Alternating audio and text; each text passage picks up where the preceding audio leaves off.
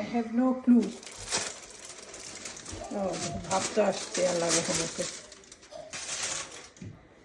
এখন হচ্ছে মিক্স বিসমিল্লাহ। আমাগো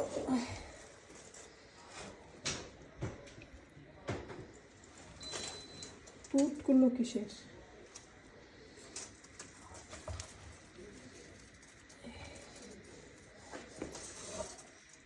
এটা কি পাকিস্তানি শাহী বিরিয়ানি? একটা বিরিয়ানি, জানি না কি বিরিয়ানি হয়। ট্রাইং। আমি বিরিয়ানিতে তেল কম দিছি, মশলা না, তেল কম। এটাই ভালো, তেল কমেরই ভালো। কারণ স্বাস্থ্য একটু ভালো থাকা দরকার মানুষের।